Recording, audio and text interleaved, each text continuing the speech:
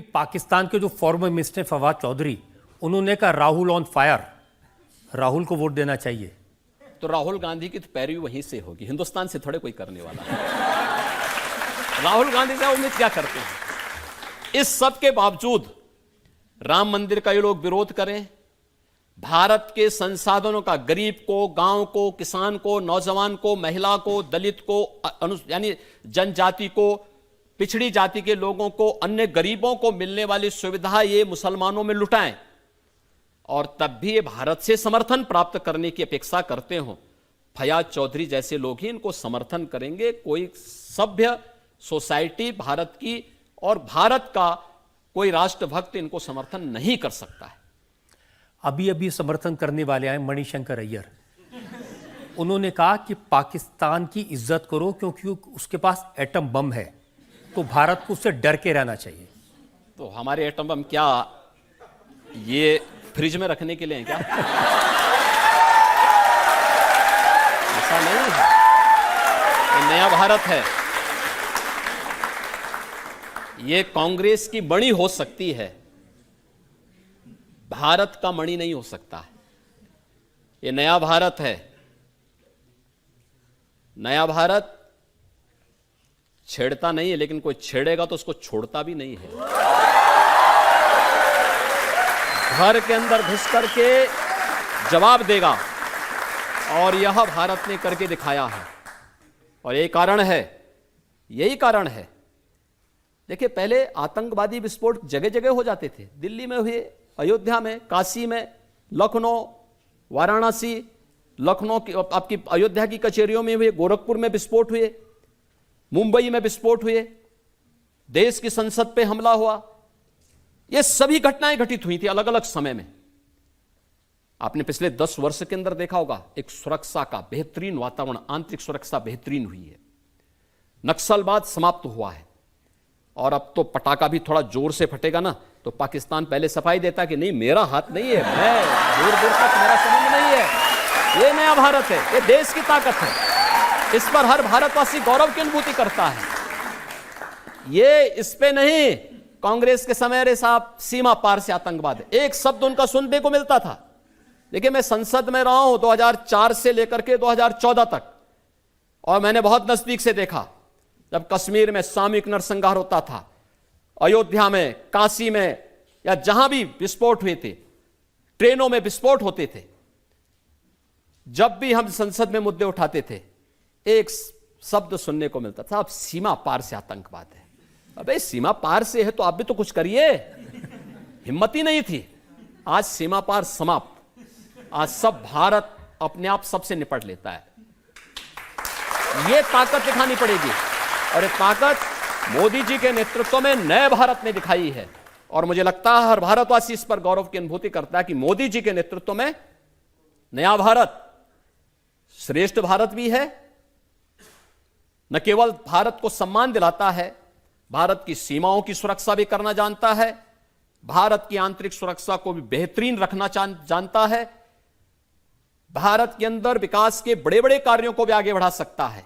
आज आप देख रहे होंगे IIT, IIM, एम्स की संख्या 2014 तक केवल 7 बनी थी। 7 में से भी 6 अटल जी ने बनाए थे। 7 में से 6 अटल जी ने बनाए। आज इनकी संख्या बढ़कर के 26 हो गई है। ये मोदी जी के समय में बढ़ा है।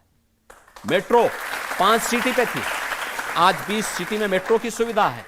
ईज ऑफ लिविंग के लक्ष्य को कैसे आप प्राप्त करेंगे? ये सुविधा। एयरपोर्ट कांग्रेस के समय यानी आजादी के पहले से लेकर 2014 तक केवल 74 थी, आज इनकी संख्या 152 हो चुकी है।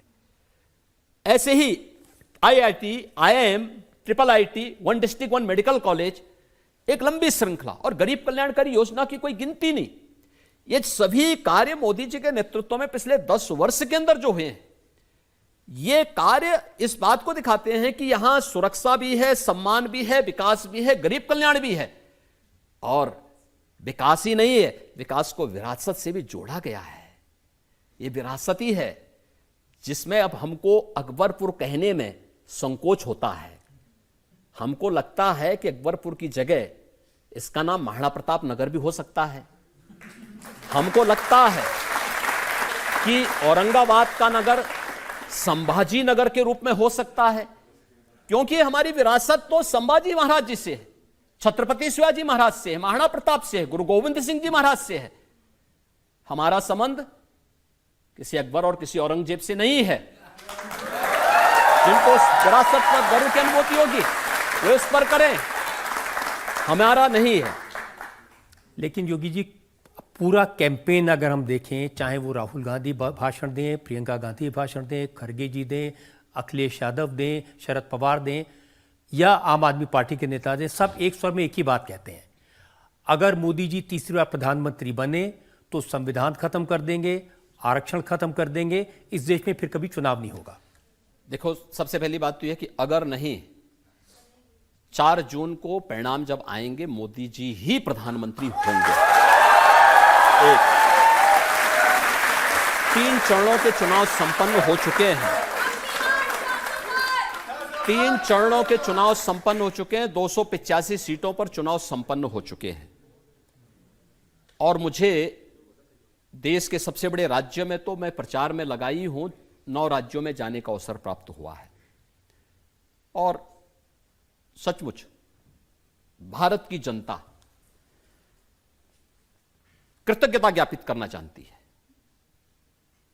हमारे यहां सनातन धर्म की परिभाषा ही यह कही गई है, कृते च प्रति कर्तव्यम एसा धर्म सनातन। हम सनातनी इसलिए हैं, हर कालखंड में रहेंगे, सम विषम परिस्थितियों में भी रहेंगे, लेकिन साथ साथ अगर किसी ने कुछ किया है तो वक्त आने पर उसको हम उसी रूप में, उसी प्रकार से सम्मानजनक ढंग से उसका जवाब भी देंगे। मोदी जी ने किया तो मोदी जी को लोग उसी सम्मान के साथ अपना समर्थन दे रहे हैं, जहां जा रहे हैं, कहीं भी, वेस्ट बंगाल, बिहार, महाराष्ट्र, छत्तीसगढ़, राजस्थान, कहीं भी जा रहे हैं, जम्मू कश्मीर, उत्तराखंड, जहां गए सब जगह एक ही बार, हर एक जवान पर एक ही शब्द है कि फिर एक बार, सबकी जवान पर एक ही शब्द है। ये चीजें दिखाती हैं कि वो मगर नहीं या अगर नहीं, ये उनके मुंह से ईश्वर निकाल रहा है कि मोदी जी को फिर से आ रहा है, मोदी जी फिर से आ रहे हैं, तीसरी बार भी मोदी जी को ही बनना है। और कोई संदेह नहीं कि जो अब स्वर निकल रहे हैं कि अब की बार 400 पार होना है, तो वह भी उधर हम आगे बढ़ चुके हैं।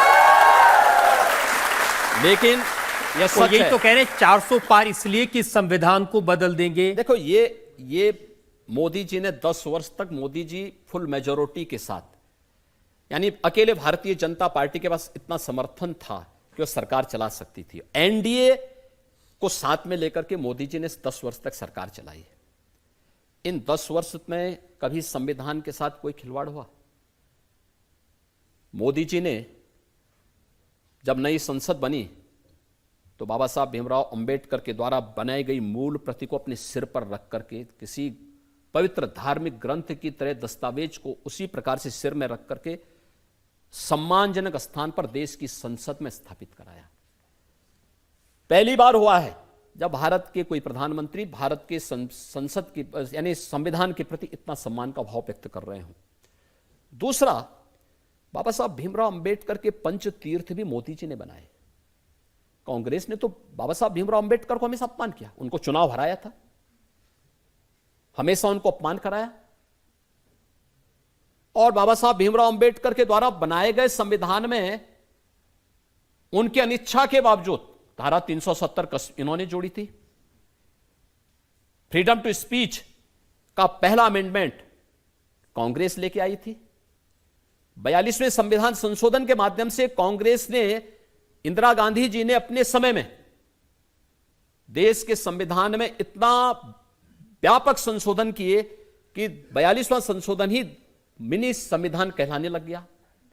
और इन लोगों ने पहले जस्टिस रंगनाथ की अध्यक्षता में एक कमेटी गठित की थी जिसने इस बात की सिफारिश की थी कि ओबीसी को मिलने वाले 27% आरक्षण में से 6% आरक्षण मुस्लिम समाज को दे देना चाहिए। भारतीय जनता पार्टी, एनडीए ने विरोध किया था। फिर कांग्रेस ने सच्चर कमेटी की रिपोर्ट प्रस्तुत की। सच्चर कमेटी की, जस्टिस राजेंद्र सच्चर की अध्यक्षता में जो कमीशन गठित किया था, उस कमीशन ने भी इस बात की सिफारिश की जब उन्हें लगा कि भारतीय जनता पार्टी और एनडीए इस बात का विरोध कर रही है कि बाबा साहब भीमराव अंबेडकर ने बहुत स्पष्ट कहा कि धार्मिक आधार पर आरक्षण नहीं हो सकता, तो उन्होंने दूसरा रास्ता अपनाया जस्टिस सच्चर कमेटी के आधार पर कि मुस्लिम समुदाय से जुड़ी हुई कुछ जातियों को ही अनुसूचित जाति में शामिल कर दो, जिससे अनुसूचित जाति और जनजाति के आरक्षण पर सेंध लगाई जा सके। तब भी भारतीय जनता पार्टी ने विरोध किया था।